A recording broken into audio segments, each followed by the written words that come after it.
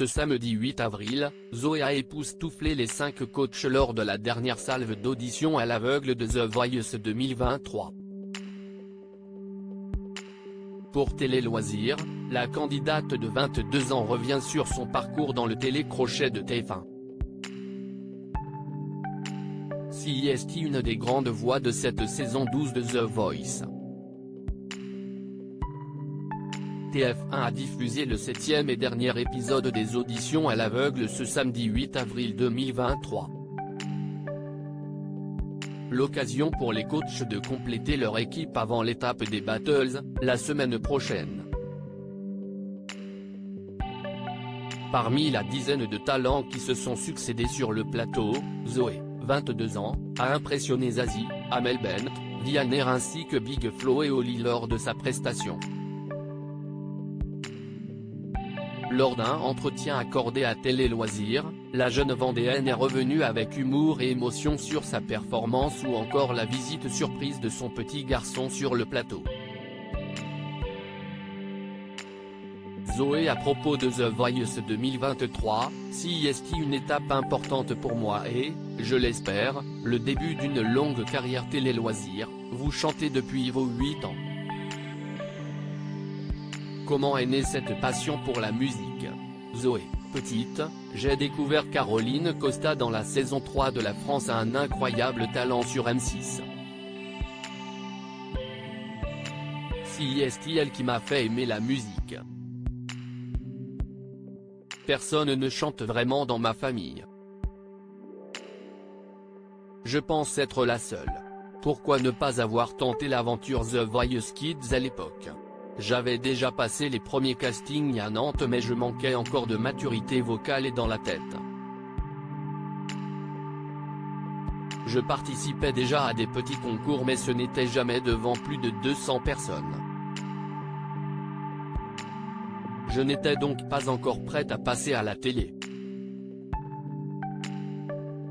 Comment a débuté l'aventure The Voice pour vous? J'ai publié ma candidature sur MyTF1. FR sans grande conviction. Chaque année, ma mère et ma sœur, mes premières fans, elles rient, me disaient de m'inscrire. Comme j'avais déjà tenté les castings de la version enfant et que ça n'avait pas été concluant, je n'y croyais pas trop. Finalement, cette saison, je me suis dit que je n'avais rien à perdre. J'ai envoyé une vidéo faite le jour même dans mon salon et la production m'a contacté. Nous étions plus de 50 000 candidats à la base donc CIST énorme pour moi d'arriver jusque-là. Que représente l'émission à vos yeux? The Voice, CIST, l'aboutissement de toutes ces compétitions pendant lesquelles j'ai pu m'entraîner. Comme si j'avais emmagasiné de l'expérience uniquement pour faire l'émission. CIST, une étape importante pour moi et, je l'espère, le début d'une longue carrière. Que faites-vous dans la vie, en dehors de la chanson? J'étais vendeuse dans une boutique de lingerie quand je me suis inscrite.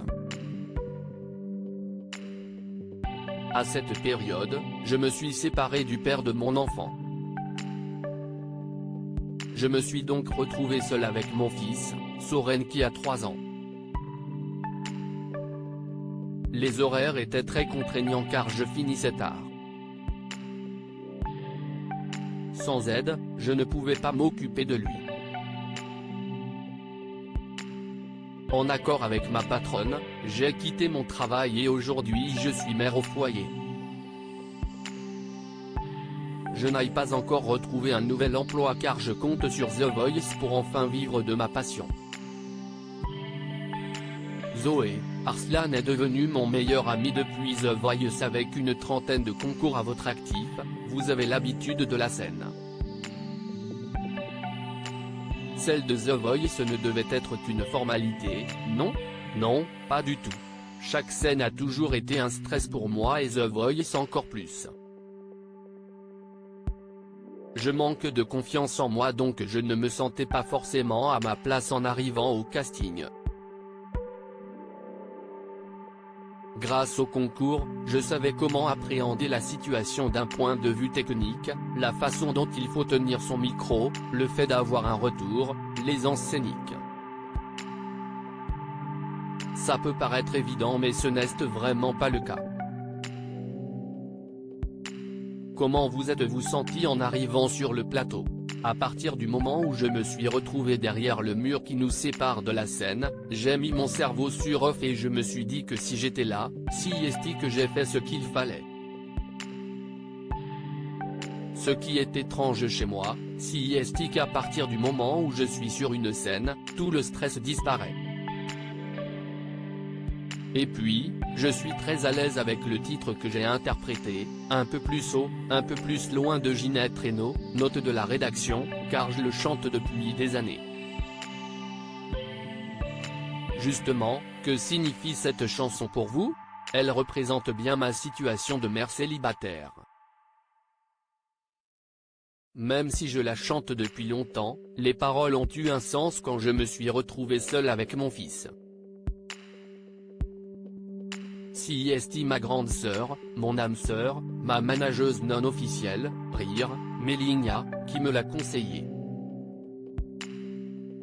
Ce titre me donne du courage et de la force. Ce titre m'a permis de montrer au coach mes capacités vocales. Zoé, si Vianney s'était retourné, je l'aurais choisi car j'aime sa sensibilité. Comment se sont passées vos relations avec les autres talents? Je ne pensais pas qu'il y aurait une aussi belle cohésion entre nous. J'ai lié de très belles amitiés, surtout avec Misha et Arslan, qui est devenu mon meilleur ami. On chantait dans les coulisses et on se soutenait car nous étions tous dans la même galère, si je puis dire. Elle rit, même si The Voice c'est une très belle aventure, si est violent de se dire que les coachs vont décider de notre destin artistique. L'émission est positive mais ça peut faire mal lorsqu'aucun fauteuil ne se retourne. Vianney voulait se retourner mais son fauteuil a été désactivé par la production car son équipe était pleine. Pas trop déçu? Au début, je me suis demandé pourquoi j'avais plus aux autres coachés par lui. J'étais persuadé que la chanson lui plairait et qu'il serait intéressé par ma voix. J'ai compris la situation après coup. Si Vianney s'était retourné, je l'aurais choisi car j'aime sa sensibilité. Elle rit, mais il n'y a pas de hasard dans la vie. Si son siège ne s'est pas retourné, si est que je ne devais pas partir avec lui. Finalement, vous avez rejoint l'équipe d'Amel Bent. Pourquoi? Amel est la coach des grandes voix de l'émission. C'était donc une évidence d'aller vers elle. Votre fils Soren, qui a 3 ans, vous a rejoint à la fin de l'audition. Qu'est-ce que cela vous a fait de le voir sur le plateau? Je crois que j'ai pleuré. Elle rit, c'était tellement bizarre de le voir aussi à l'aise sur une scène qui m'impressionnait. Je ne sais pas s'il a compris ce qu'il se passait mais ça m'a fait énormément plaisir de l'avoir avec moi. Plus tard, quand il aura grandi, je lui en reparlerai. Aimeriez-vous de lui transmettre votre passion pour le chant? Lorsque l'on est sensible, la musique nous touche forcément. Si est-il le cas de Soren qui pleure à chaudes larmes quand il écoute un morceau triste? Je ne lui imposerai jamais rien. En revanche, je le pousserai si ça l'intéresse. À lire aussi j'étais en train de perdre mon papa, Morgan, The Voice 2023, le frère de Mr. Matt, évoque le tournage de son audition.